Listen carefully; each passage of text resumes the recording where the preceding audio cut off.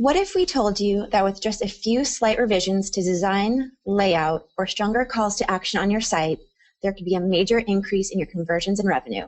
In today's webinar, we're doing just that. My name is Michaela McNamara, and I'm the editor with Casino Affiliate Programs. We've joined forces with site conversion expert and SiteTuner's CEO, Tim Ash, to provide iGaming affiliates incredibly valuable techniques to apply to your site that will guarantee optimization and increase your conversions and overall ROI. Not only will Tim be presenting some of his best practices for affiliates to take away, but he'll also evaluate 3 iGaming affiliate sites live on the webinar today. These affiliate sites were chosen at random from a number of affiliate sites that were submitted to be reviewed in the CAP forums. Later in the webinar, site diagnosis contest winners will be revealed. If you have any questions about any of the content presented today, as always, we will be providing an extended Q&A session for the last 20 minutes of the webinar.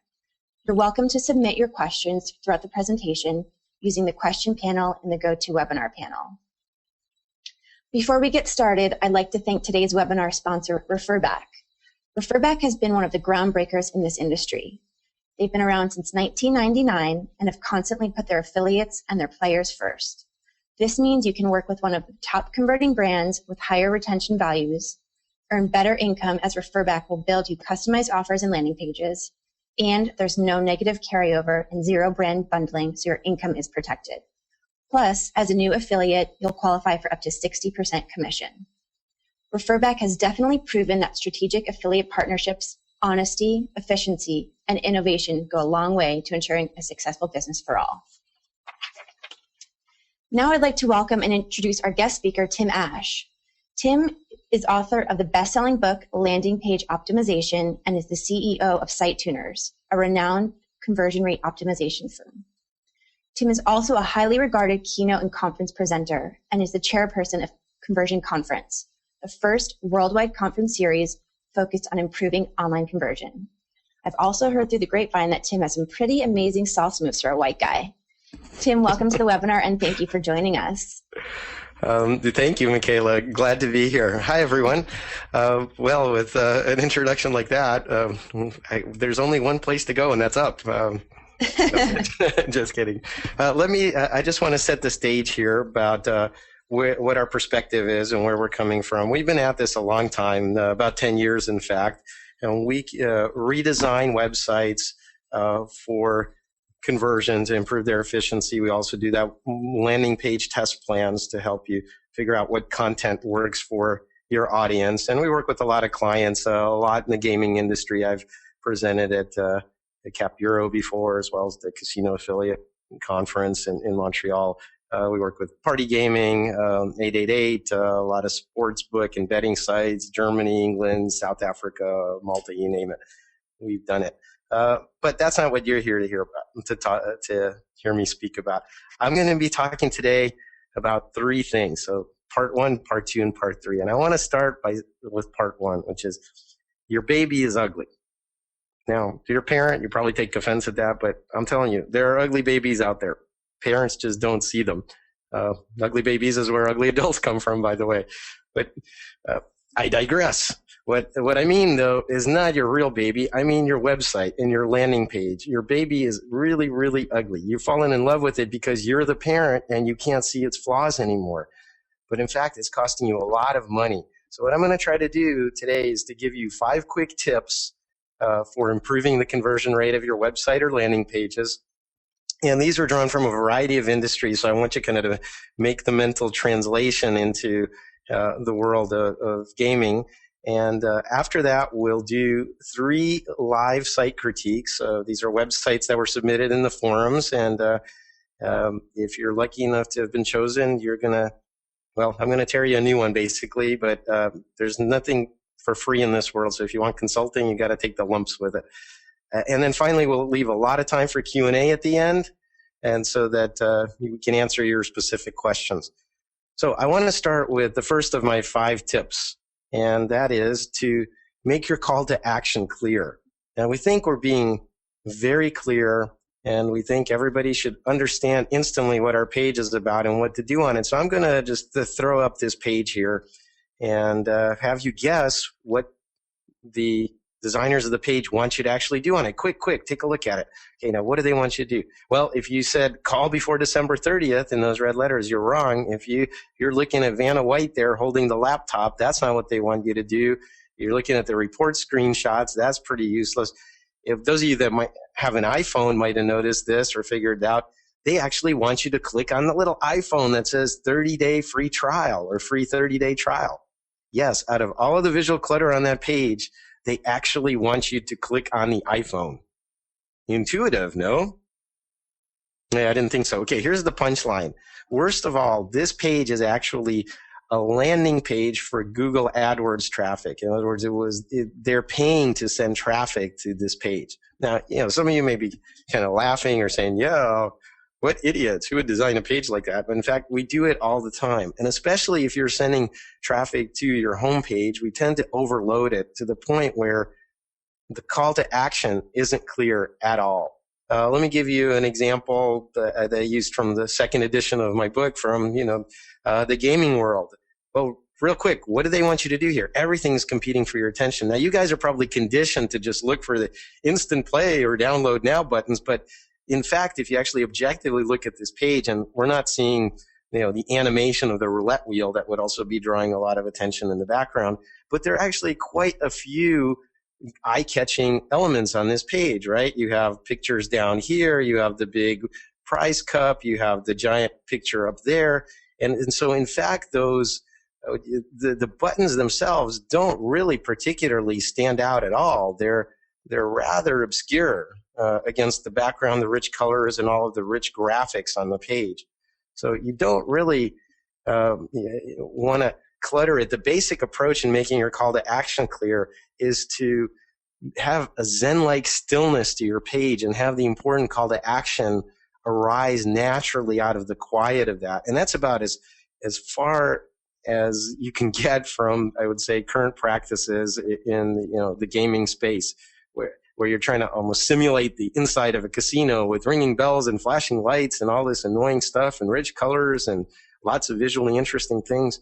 Tone it down. Believe me, you're going to get more signups. You're going to get more downloads. We had a page similar to this that we redid with we left the outside alone, but redid the inside of the page to make the call to action pop for a casino, and they were able to get 30% more downloads, 37% in fact more downloads, just by toning down the page. So less is more. Make your call to action clear. Okay, now I know that in many cases what you ask for, it seems like a pretty simple thing, a download, but other times we ask for information on a website, and the question is, how much information should you ask for? And the answer is as little as possible. We're all kind of greedy marketers. We want information out of turn and out of order. This is kind of the web equivalent of walking into a bar and saying, hey, babe, can I have your phone number? Or imagine if you walked into a retail store like Walmart and the Walmart greeter, the guy at the door said, hi, welcome to Walmart. May I hold your credit card while you shop our store? That probably wouldn't be okay with you either. And yet online, we feel that we can be that rude and that forward and ask for that much information. Now, obviously, we do landing page optimization, and that's something we know very well. And so it struck me as very ironic when I ran across this landing page for Adobe, a huge company. And ironically, what they want you to do is download a white paper. It's rethinking the role of landing pages in conversion. But look at what they're doing on this page. They're asking me for this ridiculous amount of information in this form on the right-hand side. Look at this: first name, last name, email, phone, company, website, country, department/function, job title, primary site objective, industry, and relationship to Omniture. Well, I didn't even know I had a relationship with Omniture. By the way, Omniture is the company that makes the testing tools that they want you to buy, and they were gobbled up by Adobe, so actually there is no more Omniture. But all of that aside, this page is like a standing broad jump. And I'll take a 1-foot standing broad jump, but I won't take a 30-foot standing broad jump. All of this information is being asked for, and it's just too much, and it's too early in the process.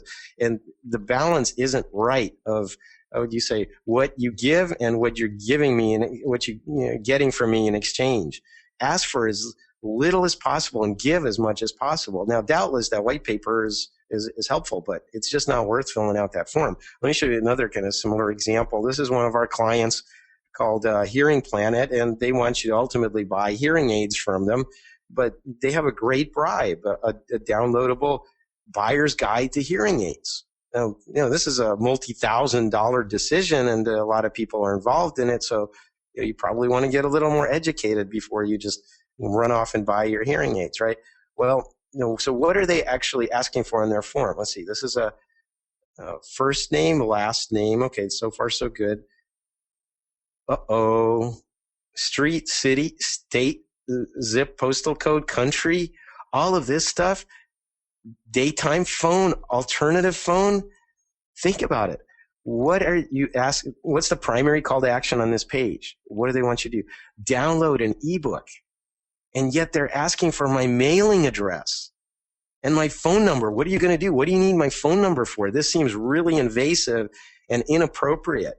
And, maybe ultimately they do need all this information, but you can collect it via what we call progressive disclosure over the course of several visits. Ask for it in little pieces. Okay, it's going to make your IT guys work harder because they have to redesign how the form works and your data collection. But this is not rocket science, folks. This is pretty easy stuff to do. So, but from the experience of the visitor, this is horrible. So what do you really need to let me download that white paper? What's the minimum amount of information? I'm not going to ask you this, so please don't answer in the question portion there of the webinar. But I bet many of you are thinking, well, we just need their name and an email address, right? And you know what I would say to that? You're greedy marketers. You guys are greedy, just like I am. And I really have to fight that reflex. You don't need anything, folks. In fact, you need nothing. Let me download the freaking ebook, because it's going to do a lot more good if 5 times as many people have it in their hands. If I can pass it around to my wife or my medical insurance provider or the caregiver for my aging parents, and it's circulating out there. You haven't lost anything, because in that ebook, there's a link back to schedule your hearing exam or whatever the next step is. And it's a nice thought leadership piece that you want to be in my hands even after I've left the website. But we get short-sighted and we think, oh, I really need that email address now. Well, why? Maybe you don't. So we went back and forth of this with Hearing Planet, and we said they weren't willing to just give it away, but they said, okay, we'll take the address part off and the phone number, all the unnecessary stuff, or sorry, just the address part off. And that page that you're seeing there with that much shorter form, otherwise they're identical, performs 17% better. Now, this isn't exactly going to be a news flash to some of you, but shorter forms convert better. Make them seem less imposing. Ask for information, like I said, later in the process when it's appropriate, and give a lot in exchange for getting.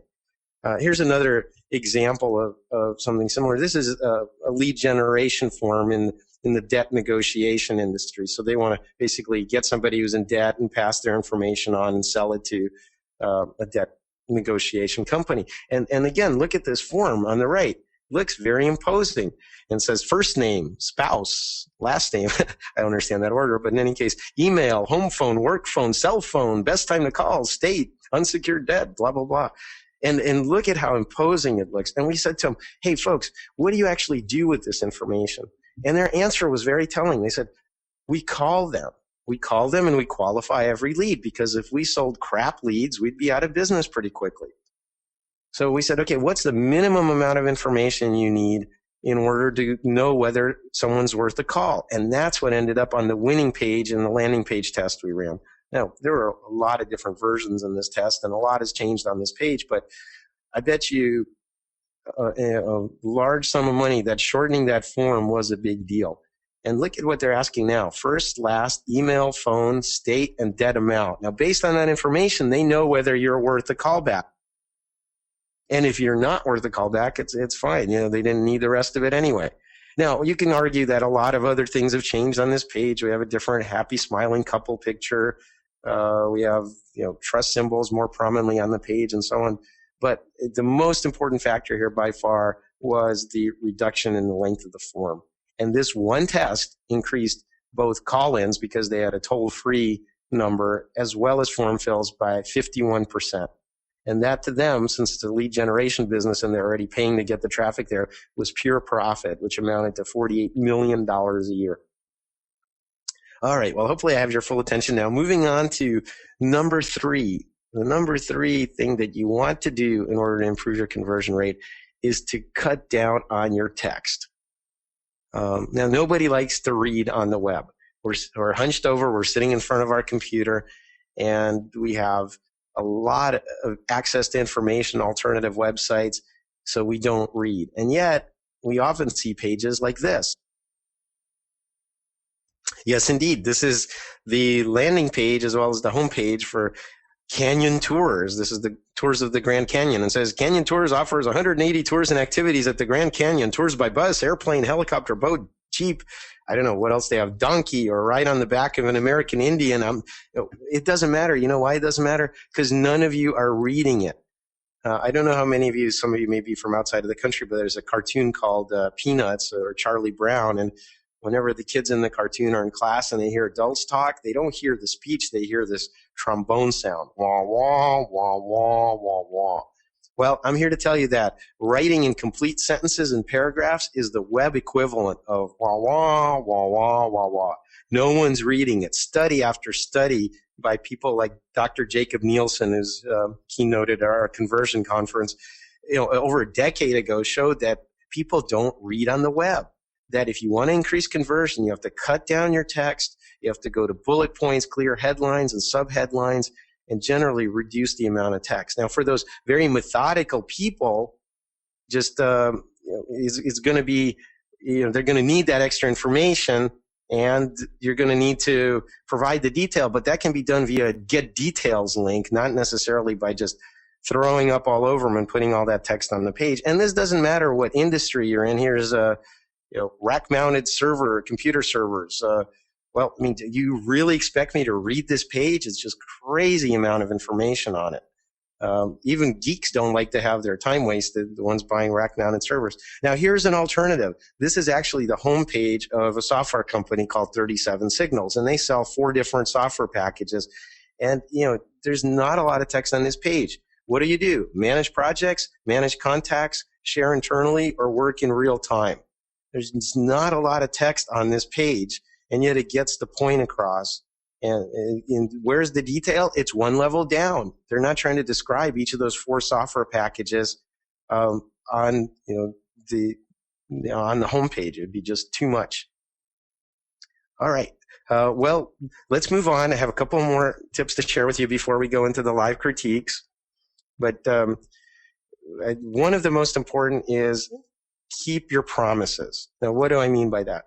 Well, somebody just didn't get to your landing page or your homepage on your website by magic. They didn't just teleport there like on the holodeck of the Starship Enterprise. They got there because they came from somewhere. And that somewhere could have been a forum, a discussion forum, or it could have been a pay-per-click ad, or it could have been a search result in organic listings or an affiliate link from somewhere else.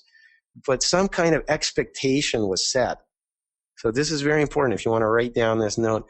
The number one driver of conversion is not your offer or the prettiness of your website or the clarity of your call to action. It's actually matching the visitor's intent. The number one driver of conversion is matching the visitor's intent. In other words, I'm there for a purpose, and if you align with that purpose, then we have a deal and I'll stick around. If you don't, then we have a big problem. So your mom taught you keep your promises. I suggest doing the same. Let me show you a quick example. All right, let's say you are Googling best digital camera. Okay, and you get this pay-per-click ad. And the ad, let's kind of deconstruct this for a second. Best digital camera, okay, get expert reviews of top digital cameras from Consumer Reports. Now, Consumer Reports, for those of you outside of the U.S., is a very well-respected consumer reporting agency. They don't take advertising, and they do objective ratings of all kinds of consumer stuff, including cameras and cars and everything under the sun. So what's my expectation? I typed in best digital camera. Ooh, I got an ad that says best digital camera. Okay, now would getting reviews of top digital cameras from Consumer Reports help me find the best digital camera? Absolutely. But think about it. Is my intention high or low? I would say to you that my intention is very, very high, and my expectation is very, very high, and it's to get reviews of cameras because that's what they just promised me. Now let's see. I get to the landing page and here's what we have. We have top rated digital cameras. Great. That's what I came there looking for. Over 56 models tested. Fantastic. That's why I'm there. Top digital camera brands. Look, they have all the major brands. This is fantastic. This is just what I'm looking for. Oops, except for one little problem. And that little problem is that red button that says join today. Yes, indeed. Join today. So what's another way of saying join today? Well, another way of saying join today is give me your money. Open your wallet and give me your money. I promised you digital camera reviews. What I'm asking you to do is give me your money. Do you see the big disconnect? Did it match my intention? I had the best of expectations when I read that ad and it said get expert reviews of top digital cameras, but they didn't deliver that. It was a lie. And I've told probably tens of thousands of people over the years that Consumer Reports, a very well-respected company, are liars. And it's due to this disconnect of not keeping your promises. The people probably doing the pay-per-click campaign weren't paying attention to the promises that they were making, and the people making the landing page didn't make sure that that promise was delivered on. So you might as well put on that button, go away, or never give me a dollar of your money, because that's the equivalent effect it's having. So keep your promises. They could have had summary, capsule reviews, example reviews from last year, or any number of things, a buying guide to help you decide how to pick the best camera. It's something that would bring them a little bit closer to keeping that promise of top digital camera reviews. Okay. All right, I have one more tip to share with you, and then we'll go into the live site critiques. Trust. Boy, I could spend, and I have spent a full day talking about trust in my live seminars. Trust is critical to getting people to convert on the web. But it's really hard because when we, in normal circumstances, we can meet somebody, we can see what they look like, we can establish a relationship with them over time, but on the web, we can't do any of that stuff. The only thing we can, so we have a very hard challenge. We don't know who's showing up, and we have 1/20th of a second to make that first impression with them and to start creating some trust. 1/20th of a second, that's all it takes to form a first impression of a landing page.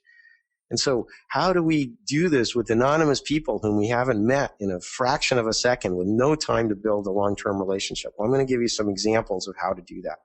All right. The first example I'd like to show you is from one of our clients, Real Age. Now, they have this free quiz that you can take called the Real Age Test. And if you answer some lifestyle questions, do you smoke? Do you exercise? Do you do drugs? All of this, they will calculate your quote-unquote real age, or how well you've maintained your body. So not your chronological age, but your biological age. Some of you may not want to know that. That's another story. But in any case, they're asking for very personal information. Well, one of the things we did is we ran a test, and one of the things that we changed in the test was adding these media mentions along the left-hand side. A fairly simple change because they've gotten a lot of airplay. Today Show, Good Morning America, CNN, New York Times, all of them featured the Real Age Test. And what we found is that 40% more people filled out this form and took the Real Age Test. 40% more. The traffic hasn't changed, but the level of trust has by putting those trust marks on the page. Now, trust marks come in lots of different flavors. Another example, this is from Business to Business. One of our clients, SF Video, they do large-scale DVD and Blu-ray duplication. And this is their pay-per-click landing page. And you can see it says instant quote, and some of the page is taken up by the form. But most of the page is not taken up by the form. It's taken up by client logos. And I bet you if you're thinking about getting some DVDs duplicated, your thought track goes something like this. Wow, these guys work with Walmart and Nike and AT&T and these huge companies, Microsoft. I hope that they'll take on my little itty-bitty company and my little itty-bitty DVD duplication job. Because folks, think about it. Do any of you in your minds have any doubt that this company can fulfill on the order, that they can do the job? I think for the vast majority, the answer is no. And by the way, we tested this. Is this overkill? I mean, some of you may say, well, geez, you just decorated the whole page with a bunch of marquee client logos. Isn't this kind of over the top? And I would say no. We actually tested it with just a single line of 6 logos, and we saw that 58% advantage completely disappear. So with trust, oftentimes more is more. Not less is more. More is more. Let me give you one final tip on trust and leave you with an example, and then we'll go on to the live critiques. Right? This is a while ago, I upgraded to the latest version of the Firefox browser, and I was digging around on their site, deciding whether I wanted to upgrade to this version, and I saw this page. Now, one of the things that it had on it was this giant number. In the 6 weeks since it was released, people had downloaded this browser 500 million times. Yes, 500 million. Now, maybe some of us can't get to those kind of numbers, but still, that right there is social proof. If lots of people are having a good outcome with this, then that serves as a shortcut to my decision making. But actually, Mozilla did a double whammy of social proof, because what they did was they had this live map of the world with lights blinking on and off wherever people downloaded the browser in real time. And I happened to be in Germany at the time, and so Central Europe was lit up with lots of density there. I'm thinking, wow, 500 million people, and there are people all around me downloading this browser now. Should I download it? Well, at that point, it became a non-issue. Of course I should download it. Everybody else is doing it. Let me show you one more example of trust, and then we'll move on to the live critiques. This is one of our clients, Credo Mobile. They're a socially conscious cell phone company out of the San Francisco Bay Area. Of course, that's kind of redundant. Seems like everyone's socially conscious up there. But anyway, they had this landing page, get our phone, get this offer, switch to our phone plan. We'll give money to progressive causes. And, most of you probably say, hey, that's a decent looking landing page and there's no problem with it. Well, one of the problems we identified was the lack of trust. And so we worked hard to remedy that. Here's the redesigned page we came up with. And as you can see here on the right-hand side, it's got logos of organizations like Greenpeace and Planned Parenthood and Doctors Without Borders. I'm sure you've heard of those, but very few of you have probably heard of Credo Mobile themselves. So, another way of showing this is with our Attention Wizard software, which predicts where someone's going to look on a landing page. And so on the original page, you can see there are hotspots of attention that were basically due to the design, and not many people were looking at the call to action. On the newly redesigned page, when we ran it through Attention Wizard, we actually did several versions of it before we finalized on this one. We very carefully controlled the emphasis. So we had the phone and the offer. Of course, the call to action button is very important. But right here, we made sure that attention went to the top of the list, to the Greenpeace logo, which we made a little darker and more contrasty, so people would notice that trust. And you can say, hey, big deal. You slap some logos on there. Well, it is a big deal. I'm going to save you the trouble of figuring this out. This landing page was 84% better. 84% more people took the offer as a result of landing on that page. All right, so let me just summarize really quickly the 5 tips that I gave you. 1 is make your call to action clear and by decluttering the page. Number 2, ask for less info. Only ask for information that's absolutely necessary to complete the current transaction, and pick up the rest with progressive disclosure along the way. Cut down on your text since nobody reads anyway. Keep your promises and match the intent of wherever they came from and the context they came from, and make your trust visible. All right, well, at this point, I'm going to just ask you to take off your rose-colored glasses and see your ugly baby for the ugly baby that it is. And what we're going to do is we're going to announce the winners of the folks that submitted websites to review from the forums. And I'm going to just throw those up and do a quick live critique. Now, I warn you, if you were picked, this might be a little bit brutal, but like I said, free consulting. Nothing's free in this world, so here we go. First, we're going to talk about no deposit casino online. Now, I want to make some general points, and I mean, some of these sites that we're going to look at really kind of have similar problems. So I'm just going to call them out once, and then I'll talk about them later. So let's see. So overall, first impression. Well, it's kind of a playful site. It's got the big casino chip. The colors are light. It's relatively open. And by the way, this is something we're not going to see on one of the other sites here in a second. So I'd say it's a friendly and approachable look to the page.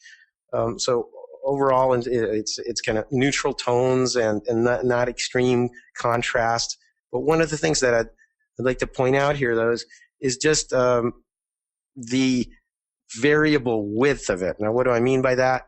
Well, this is the width of the page, but unfortunately, when you go to the sides, this pattern, which was, the header color and that white band, and the color change to the beige here, all of that is actually spreading out to the sides. I call this the muffin top. So when you look at it on a bigger monitor, a fixed width page turns into a muffin top shape because the header expands, or a mushroom cloud, if you want to use another analogy. And that's unfortunate, because what you don't want to do is to have the eye horizontally get pulled in the direction of the side. So you don't want me going out here or following that line outward, or having this, the eye trip over that, how would you say, speed bump on the page right there where the color changes. Those become graphical elements, and you want to stay away from that.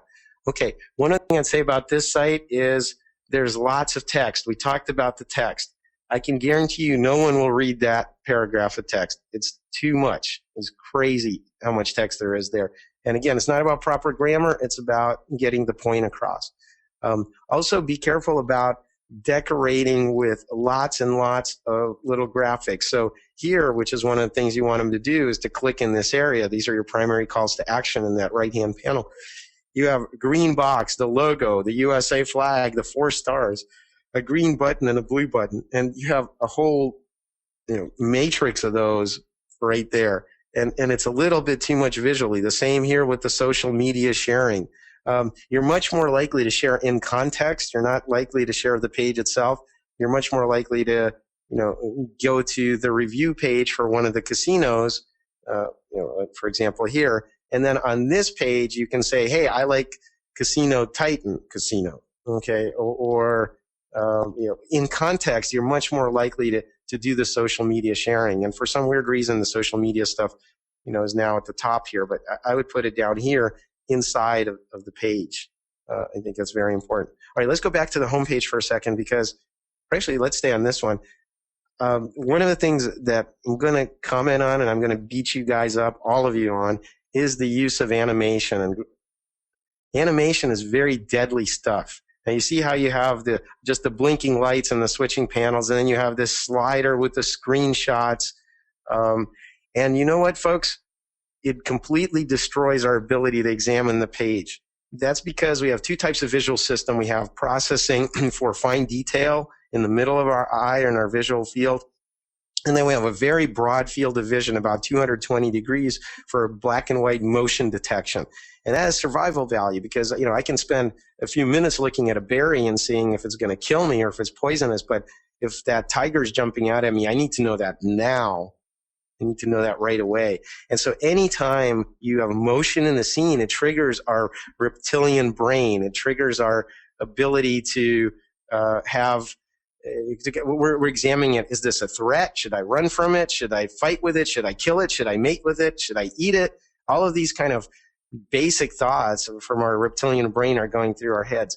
And it's very hard to deal with anything else to compete with that. Now, all this time you guys have been looking at this page. Has anybody read this text or even looked at these bonuses? No, because every time the motion changes here or here, your eye is drawn to those areas again. It resets your brain.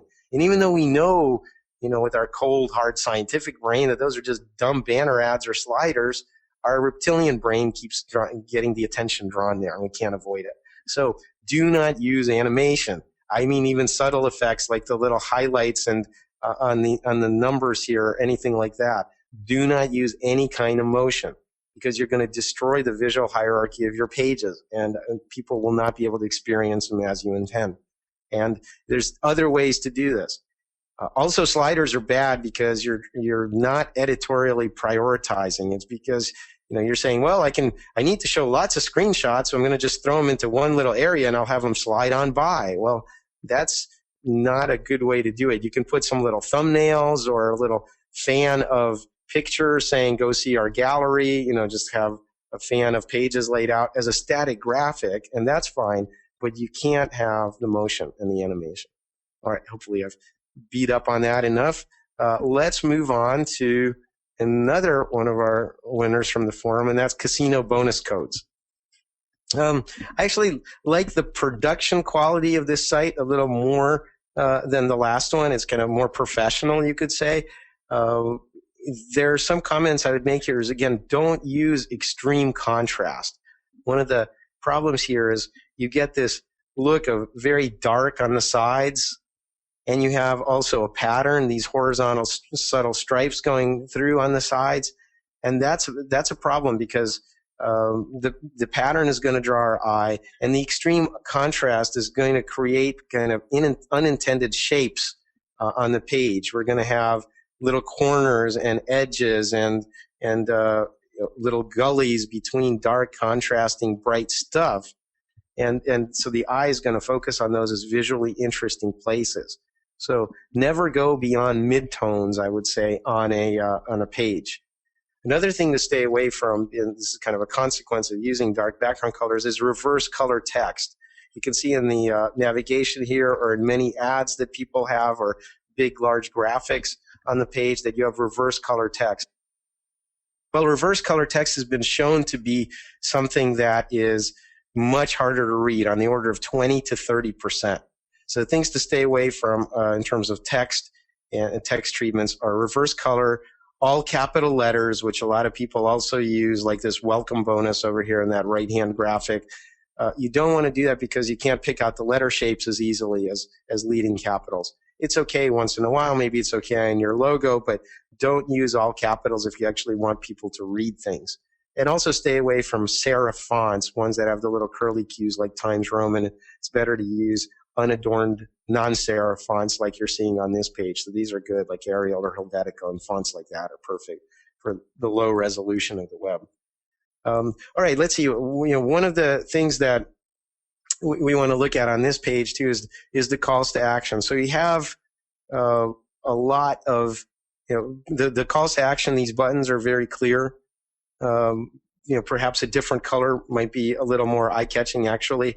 But the background of the inside of the page is white, and that's fantastic because you want the highest contrast stuff to be behind the content area. I would probably suggest improving this after a fashion by having the sides of the page not be so dark, or rather having everything on the periphery of the page be darker and having only the inside light. Let me show you our own page on our own site just to give you a sense of what I'm talking about.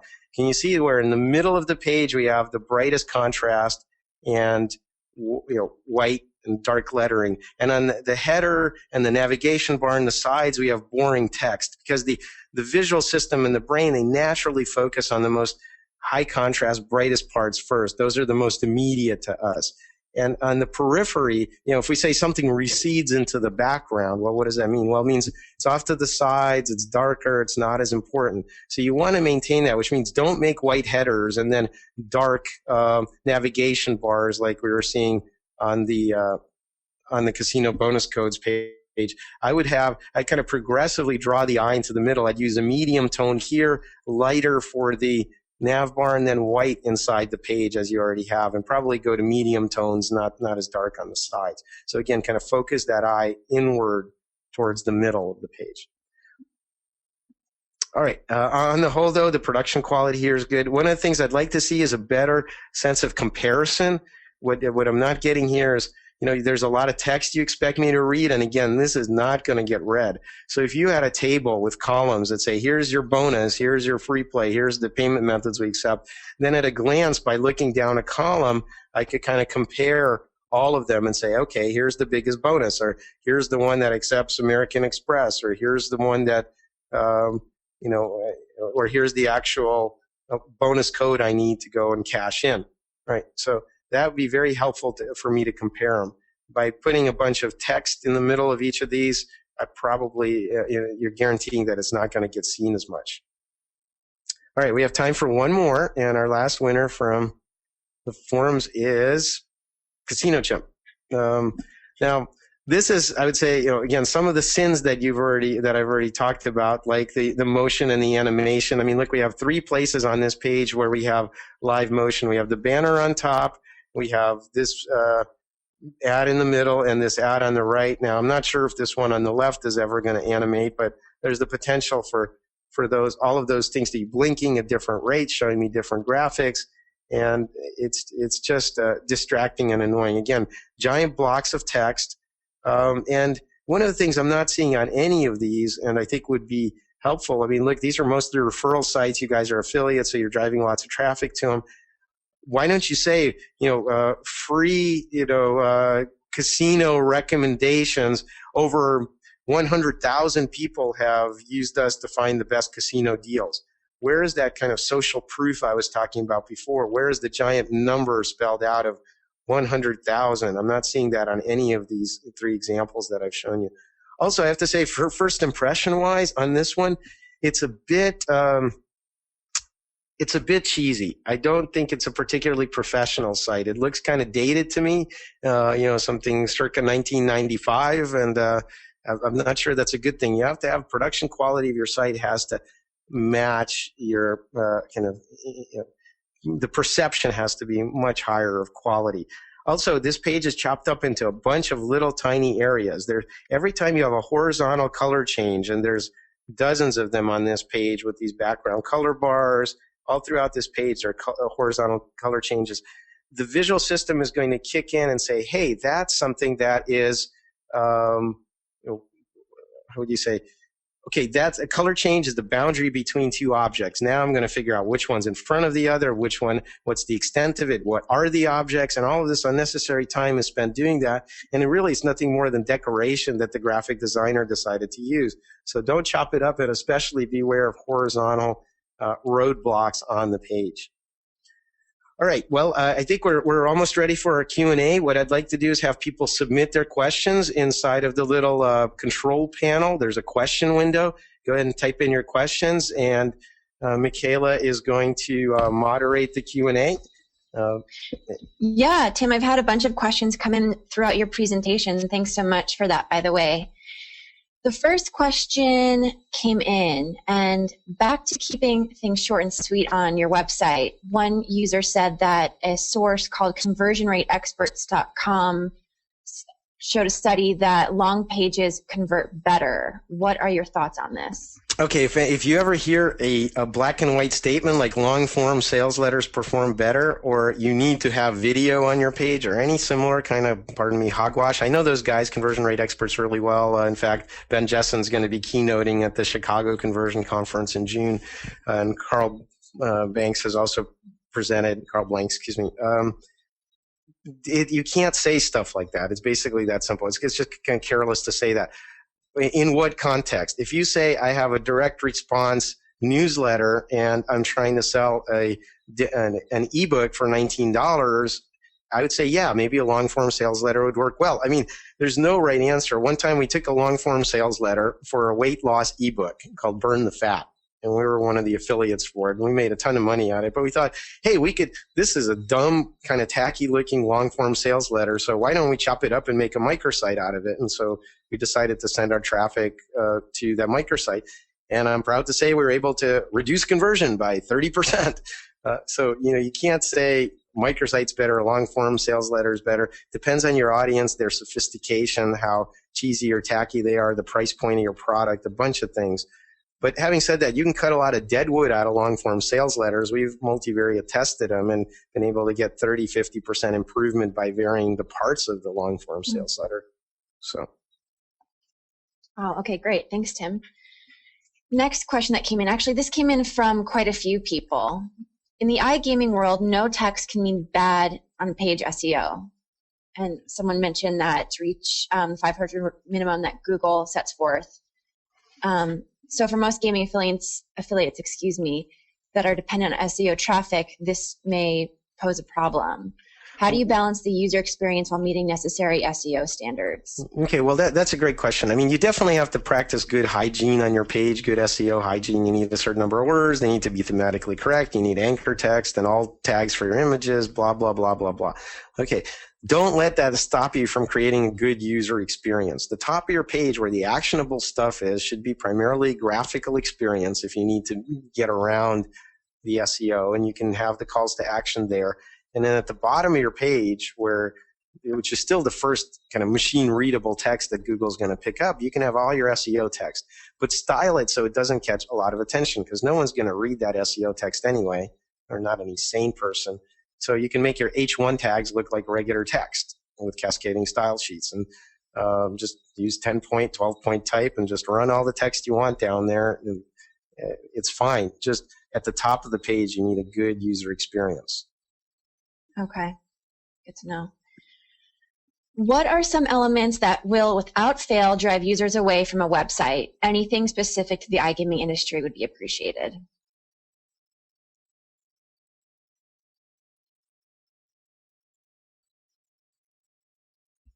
Tim, did you catch that? Yes. Okay. Sorry, I was thinking. I would say the biggest thing is you have too much graphical embellishment on your pages. You have really contrasting colors. Everything's decorated. Every piece of text has an extruded 3D drop shadow, and it has some kind of highlight and metallic running over it, and all of this crazy stuff.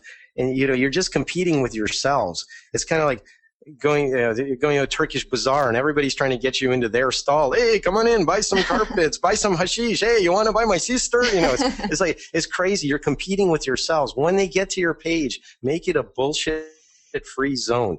Tone it down. Try having a white inside of the page. Try not using contrasting extreme colors like greens and reds and burgundies, and try having clear page headlines, and get rid of every graphic on the page that doesn't meet this test.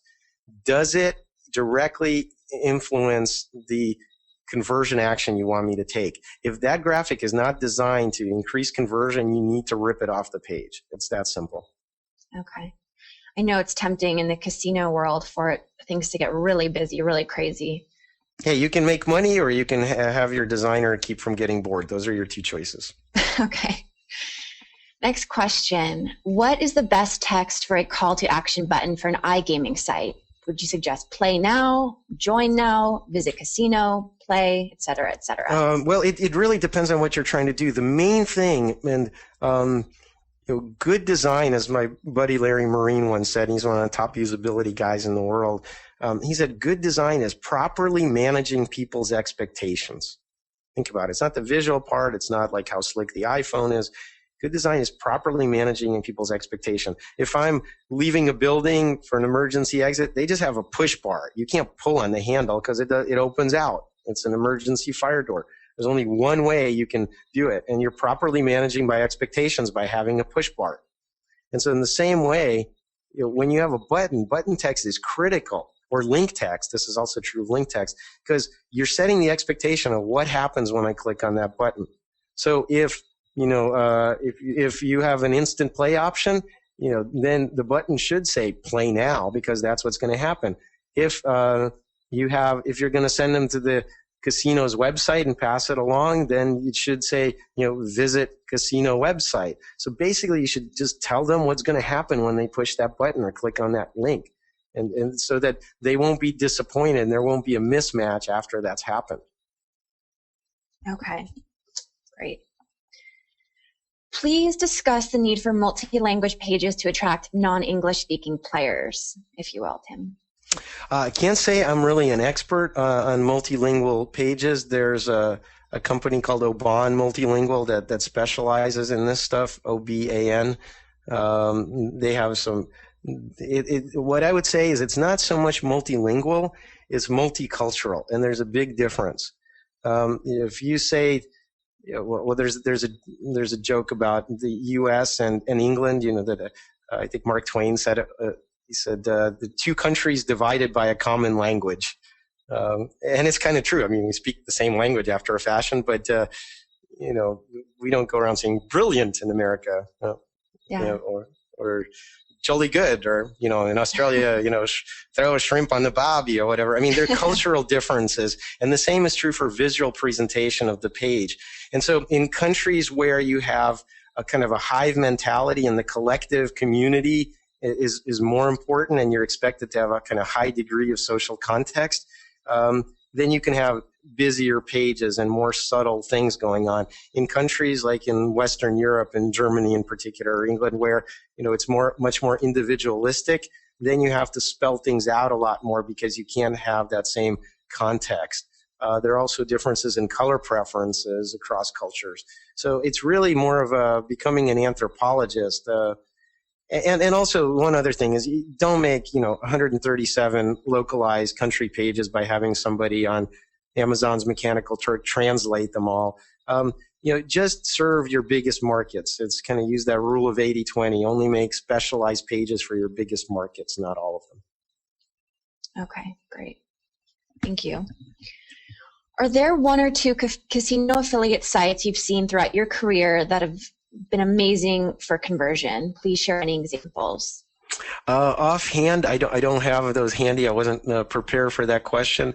But the ones that we've worked on, and unfortunately we're under non-disclosure with most of them, I'd say the common themes are what I've been trying to tell you guys.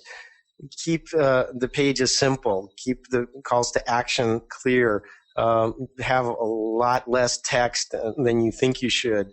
And ask for as little information as you can. And basically, if you combine all of those things, that's the recipe for a winning page. And believe me, all of you are very far from that right now if those 3 examples we pulled up are any indication. And I know they are because I've looked at hundreds of casino sites and sportsbook sites. Great, thank you. You mentioned that too much animation is not a good thing for the user experience. What about rotating currencies around the sign-up offer?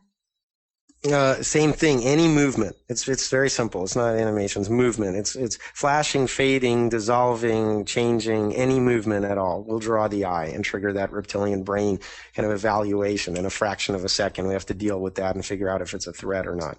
So be really, really careful of that. If there's only one way to tell a story, and it involves animation, that's fine. In other words, imagine if you're a pharmaceutical company and you're doing some 3D animation of how, our protein flies through and bonds with the receptor on the cancer cell and kills it or whatever. There's only one way to show that with a 3D fly-in. Fine, do that. But, there's no reason to use any kind of motion.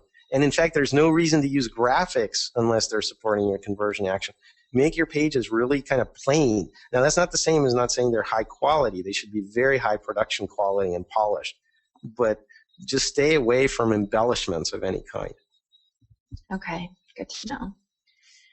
Okay, so the user has converted on my landing page. What do I do to keep them coming back time and time again? How often should I mix the elements up on my page without running the risk of becoming boring or static? Okay, well, it depends on what your page is. If they go there once, and it's like some of the sites we've seen, and you're saying, hey, find the best casino deals. Well, I'm likely to do that once. I'm likely to join a casino, and you get paid off on that. Everything's good. That's just kind of the business model. I'm not going to check out different casinos once a week, unless I'm looking for more free money or free offers. So in some cases, there's not much you can do to have people coming back. But the general idea is that if you have early stage in the funnel stuff, what you want to do is grab an email as early in the process as you can. So right now you're thinking, I just want them to click and send them on to the casino, right? That might be your business model. Here's 20 links to casinos that I get the most money from, and I'm just sending on the traffic. Well, what if you said, the 7 biggest mistakes when, picking a casino? Free ebook. I bet you get a ton of downloads for something like that. And now you have their email address. And now you can communicate with them, and you can drive them back to your site or say, here's weekly casino tips or, the weekly specials and deals. So you got the right to start a conversation with them. And over time, that email list might become your biggest asset, because right now you're kind of at the whim of however you're driving traffic to your site or your page. So try creating a permanent asset by getting the email address early on in the process. That would be my suggestion. And then you can queue that with whatever frequency you need to get me to come back to your page. Perfect. Okay, great. Thank you. Next question, Tim. How can you build trust in a player through an iGaming landing page? Any examples? Well, the 4 pillars of trust, and again, I have a full day presentation on this, but I've kind of touched on them without explicitly mentioning them, are the following. 1 is appearance. Look the part. Have a high production quality of your website. Don't be that guy. Don't have a cheesy website. Okay. Number 2 is outside authority. If you can use media mentions or client logos if it's a business-to-business setting, or associations you belong to. Like, we comply with the 18 plus age requirements act. There's got to be some commission or seal or something you can use. And it can be subtle. It can be grayscale. For example, like on our own site, if I were to throw that up again, if you came to our site and we said, are we good enough to work with your company? Well, hopefully seeing those logos in the middle would do that, but we're doing it in a pretty subtle manner, grayscale and, low contrast. And that's enough to get the point across. So authority, another form of trust. Another one is transactional trust. If you're actually asking me to spend money or to give up information, you want to have things like, trustee, privacy policy, secure transaction, McAfee secure, those kinds of things, saying that basically the transaction itself is safe. And then finally, social proof. And that is, if a large number of people just like me have worked with you and had a good outcome, that serves as a shortcut to my own decision making. So we want objective large numbers, evidence of past successes, testimonials, that sort of thing. Great. I know building trust is a huge issue in this industry, so thank you for that. Okay, next question. I have so many coming in right now.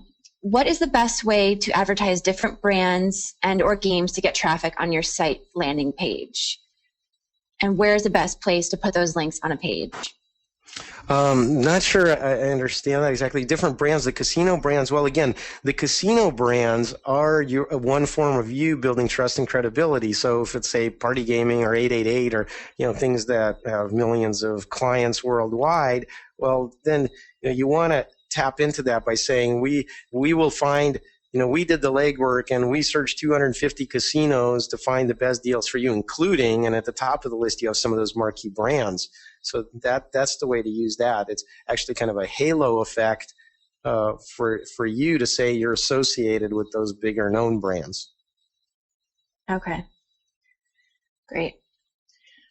Should I have a different page for different traffic sources? For instance, search versus email versus social media versus mobile, or should I point them all to the same page? No, as much as possible, you should segment them because, again, where they're coming from and their psychology and their intent and matching that is very important. So even, Yahoo versus Google traffic is going to be different in terms of how it converts. So you want to test them individually, cut it up. And again, don't go crazy and make one for every tiny traffic source, but your big ones, certainly you should. And you should test each one individually to get the best response per channel. Having said that, I don't consider email a channel.